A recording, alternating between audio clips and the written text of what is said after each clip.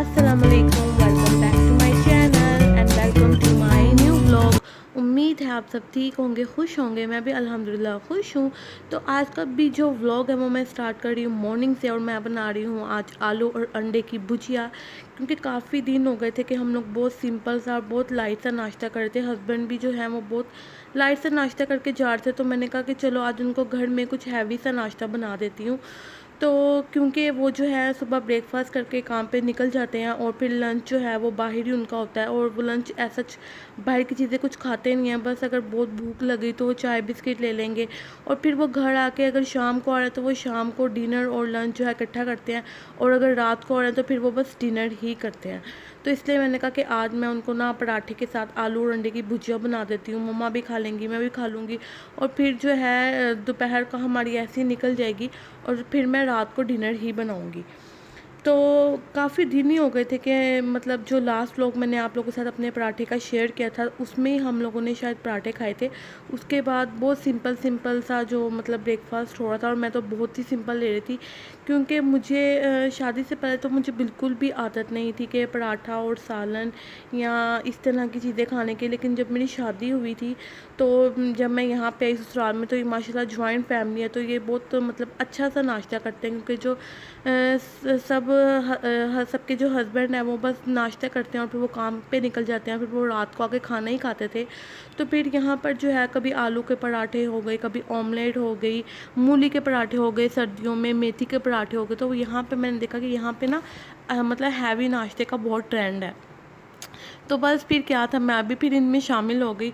लेकिन मुझे चूँकि वेट का इशू है, क्योंकि मुझे चूँकि वेट का इशू है, मैं बचपन से ही जो है वो हेल्दी हूँ, और मुझे तो मतलब जो कहते हैं ना कि पानी भी सूट कर जाता है। तो मेरी बॉडी ना वैसे है कि मैं पानी भी अगर पेट भर के पी लूँ ना, तो वो भी जो है मुझे सूट कर जाती है। तो फिर मुझे बहुत सोच समझ कर जो है वो खाना खाना पड़ता है।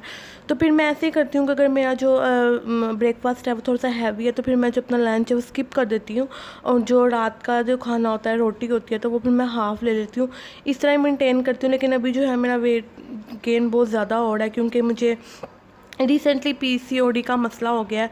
तो बस अभी मैं उसको भी कर रही हूँ कवर आहिस्ता आहिस्ता साथ साथ, और मैंने अपना पोर्शन भी बहुत ज़्यादा कंट्रोल किया हुआ है। तो इसीलिए काफ़ी दिन हो गए थे कि मैं सिर्फ एक स्लाइस ले रही थी चाय के साथ। चाय भी जो है वो मैं शुगरलेस पीती हूँ, तो बस एक कप ही मैं चाय का ले रही थी और साथ एक स्लाइस ले रही थी। तो आज मैंने कहा कि नहीं, चलो आज मैं भी ना पराठा खा ही लेती हूँ। तो अच्छा भी लगता है कभी कभी ना। वैसे भी अब तो सर्दियाँ आ रही हैं, तो सर्दियों में ऐसे पराठे वाली चीज़ें हो गई तो बहुत अच्छी लगती हैं। और बस यहाँ पे जो था मेरा आलू और जो अंडे की भुजिया थी वो रेडी हो गई थी, और ये मैंने हस्बैंड को भी नाश्ता करवा दिया था और ख़ुद भी मैंने कर लिया। तो चूँकि आज मैंने जो नाश्ता है वो हैवी कर लिया, तो लंच का मुझे इतनी टेंशन नहीं थी, और मोहम्मद अहमद भी सो चुके थे। तो फिर मैंने कहा कि मैं जो हूँ ना आज अपनी ना वैनिटी जो है वो थोड़ी सी ऑर्गेनाइज़ करती हूँ। क्योंकि जब से मोहम्मद अहमद ने चलना शुरू किया और जब हाथ पाँव मारने शुरू किए, तो ये बेचारा जो मेरा मेकअप था ना, ये सारा मैंने जो सबसे नीचे वाला डॉ था ना वहाँ पर बस इस तरह फेंका हुआ था, और इनकी हालत जो है वो बहुत ज़्यादा ख़राब हुई थी। जैसे कि आप लोग देख सकते हैं, मतलब कुछ चीज़ें तो लिटरली टूट चुकी हैं। तो मैं वही देख रही थी, क्योंकि आगे मुझे बहुत सारे फंक्शंस आ रहे हैं, तो फिर मैं वही देख रही थी कि मेरे पास क्या है और क्या मैं यूज़ कर सकती हूँ। और ये जो सारा मेकअप है इसमें मोस्टली मतलब ज़्यादातर जो है ना वो मेरी शादी का ही है। क्योंकि शादी का जो फर्स्ट ईयर था वो इस तरह ही गुजरा के बस गुड न्यूज़ आने वाली होगी, मोहम्मद अहमद होने वाले हो गए, तो मैं ऐसा कहीं पर भी घूमने भी नहीं गई, और कोई दावतें भी मैंने ज़्यादा अटेंड नहीं की। तो फिर मेकअप जो था ना वो ऐसा ही रखा हुआ था। तो जो मेरी शादी का सेकंड ईयर था ना, तो वहाँ पे यूज़ हुआ। तो ये जो मेरा फाउंडेशन था ये भी बिल्कुल ख़त्म हो चुका था, और ये बीबी क्रीम मैं लेकर आई थी। जैसे ईद पे हो गए, जैसे अगर हम लोग बाहर जा रहे हैं तो फिर मैं बीबी क्रीम यूज़ करती हूँ। मैं फाउंडेशन ज़्यादा अपनी स्किन पे अप्लाई जो है नहीं करती, क्योंकि मेरी जो स्किन है वो सेंसिटिव है। वो ज़्यादा अगर मैं मेकअप कर लूँ तो मुझे ब्रेकआउट हो जाते हैं, मुझे पिंपल्स वगैरह का ना इशू है। तो इसलिए जो मैं मेकअप है ना बिल्कुल मिनिमम जो है वो यूज़ करती हूँ। और ये स्पंज जो है ये भी बहुत गंदे हुए थे, तो आज मैं इनको भी क्लीन करूँगी, क्योंकि आज मेरे पास अच्छा खासा टाइम है, मी टाइम है। तो फिर मैं अपना जो है ना ये मेकअप भी क्लीन करूँगी। और ये मेबलिन का कॉम्पैक्ट पाउडर है, ये भी मेरी शादी का है। तो ये देखें, मैंने इसको बहुत ज़्यादा यूज़ किया और ये बहुत ज़्यादा अच्छा है। मतलब इसके होने के बावजूद मुझे किसी और कॉम्पैक्ट की ज़रूरत नहीं पड़ी। और ये क्रिस्टन का जो है वो है कंटूरिंग पैलेट है मेरे पास। इसमें सिर्फ दो ही शेड है, और जो लाइटर शेड है ना वही मैं उससे अपनी कंटूरिंग करती हूँ।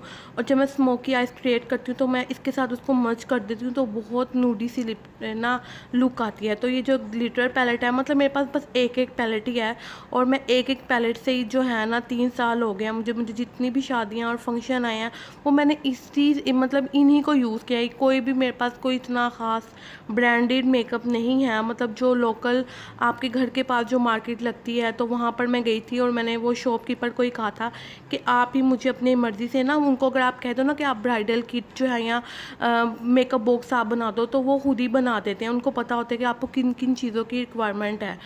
तो बस मैंने उन्हीं को कहा था। और ये जो मस्कारा है ये मैंने अब ज़रा चेंज किया था, क्योंकि मस्कारा हो गया, लाइनर हो गया, इस तरह की जो चीज़ें होती हैं ना वो आप लोगों को ना चेंज कर लेनी चाहिए। और ये मडोरा का जो है मेरे पास लूज़ पाउडर है, अगर मैंने बहुत हैवी मेकअप करना हो शादियों में तो बेकिंग के लिए मैं इसको यूज़ करती हूँ।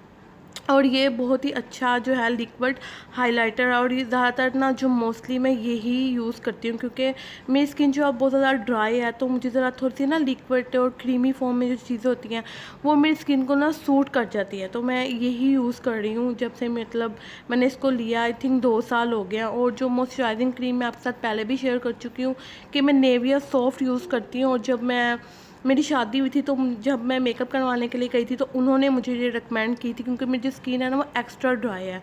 और ये एक नॉर्मल हाइलाइटर है, मतलब अगर आप शादियों पे नहीं जा रहे, मतलब आम कहीं पे भी जा रहे हो तो बहुत डल गोल सा है हाइलाइटर, और बहुत अच्छा लगता है। और अगर आप शादियों के लिए किस ब्यूटी का मैंने लिया था, तो मतलब ज़्यादातर थोड़ी सी चीज़ें मेरे पास किस ब्यूटी की हैं, क्योंकि वो नॉर्मल रेंज में है ना, वो इतनी एक्सपेंसिव होती है और ना इतनी चीप होती है, उनकी क्वालिटी भी अच्छी होती है।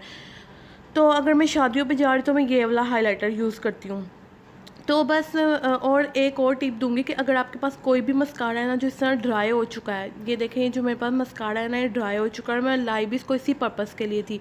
तो इससे अगर आप हल्की-हल्की अपने आईब्रो को आपने जो फिट करना होता है, क्योंकि मेरे पास तो कोई इतना, मैं इतने ज़्यादा पैसे जो हैं वो मेकअप पे ज़रूरी नहीं समझती कि मैं स्पेंड करूँ। तो मैं बस हल्की सी जो डार्कर ब्राउन शेड के साथ फिलिंग करके अपने आईब्रो को इस मस्कारे को ना ऊपर ब्रश कर देती हूँ, तो वो बहुत ही अच्छी सेट हो जाती हैं।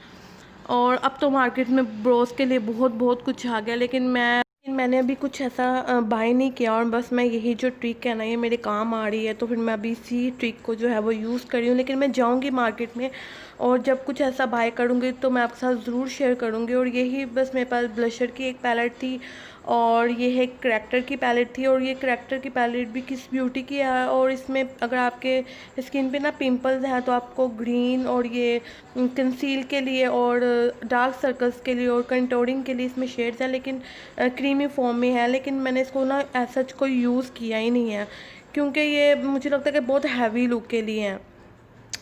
और ये जो है ये मेरी एक अदद पैलेट रह चुकी है, क्योंकि एक दो पैलेट जो है वो टूट चुकी हैं मेरी, वो शादी की थी लेकिन ये मैंने बाद में बाई की थी।